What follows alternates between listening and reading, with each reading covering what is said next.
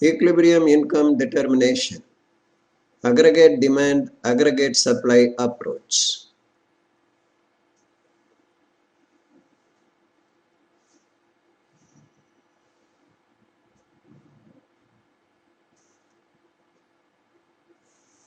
Along the y-axis, consumption, investment, savings are measured.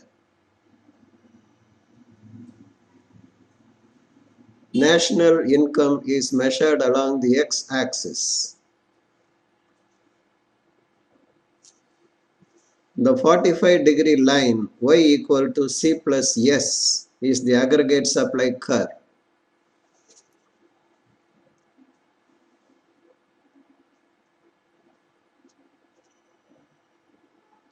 Any point on this line is equidistant from x-axis and y-axis. It implies national income is exhausted by aggregate expenditure. To illustrate this, let us assume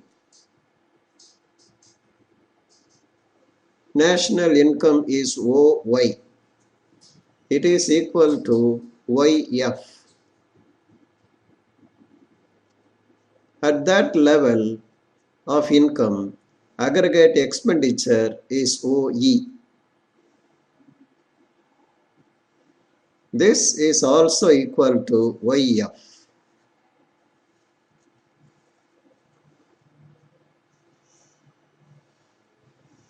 As the production in the economy is subjected to constant returns, regarding aggregate supply, the economy moves along the aggregate supply curve, that is the 45-degree line.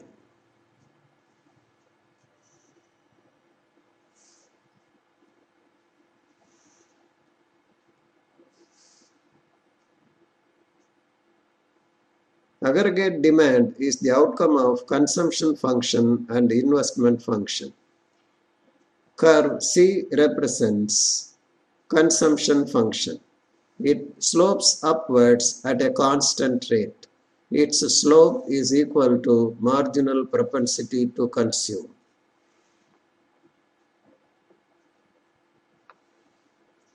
C plus I is obtained by vertically adding investment function with consumption function. The business community decides to invest or plans to invest a fixed sum A, B at different levels of national income. C plus I curve is parallel to the consumption function curve C.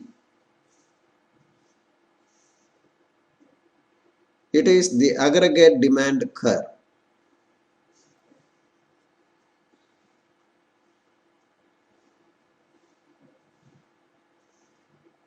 Aggregate demand curve C plus I cuts the aggregate supply curve y equal to C plus S at E1. At this point, the economy is in equilibrium. The equilibrium level of national income is Y1. Again, the aggregate supply Y1 E1 is equal to aggregate demand Y1 E1.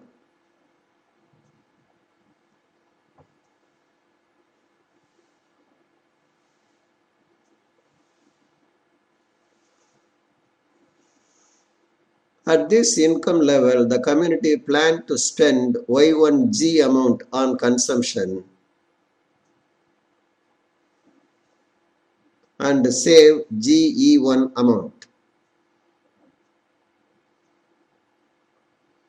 The community's planned investment is also equal to GE1.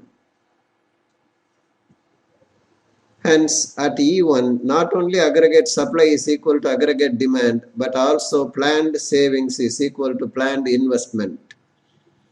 No other national income level will bring about such equalities.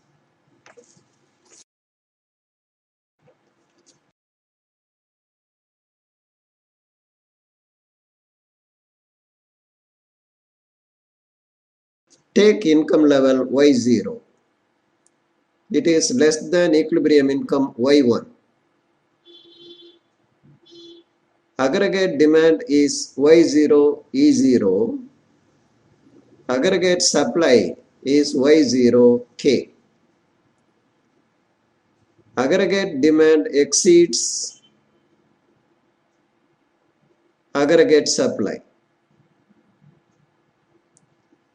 Moreover, the community wants to spend Y0D on consumption and save DK.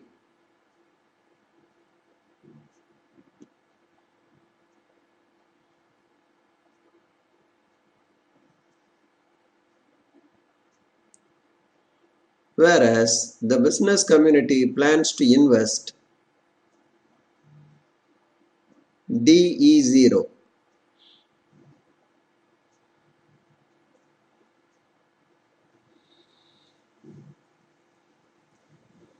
Planned investment exceeds planned savings by KE0. As the aggregate demand is greater than aggregate supply, the business people use their accumulated inventories to meet the excess demand. In order to arrest further reduction in inventories, they invest more. The level of output, employment, and income start growing. Ultimately, the economy reaches the point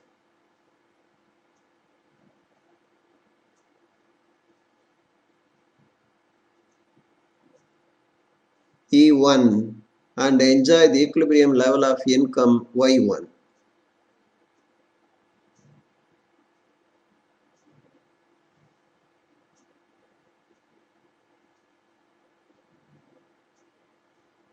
Take income Y2.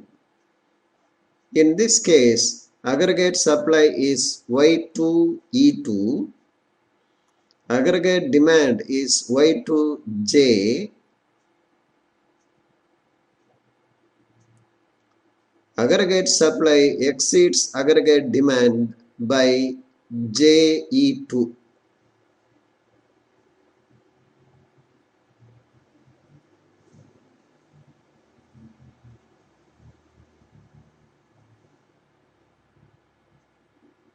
Community wants to spend Y2H on consumption and save HE2.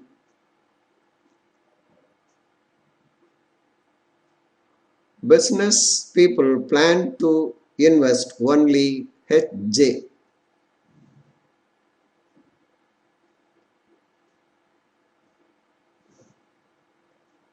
Aggregate supply exceeds aggregate demand. As the aggregate supply is larger than aggregate demand, there emerges an undesired increase in the stock of inventories. Business firms, in their attempt to do away with unwanted accumulation of inventories, reduce the investment. It leads to fall in output, employment, and income. At last, the equilibrium level of income Y1 is restored.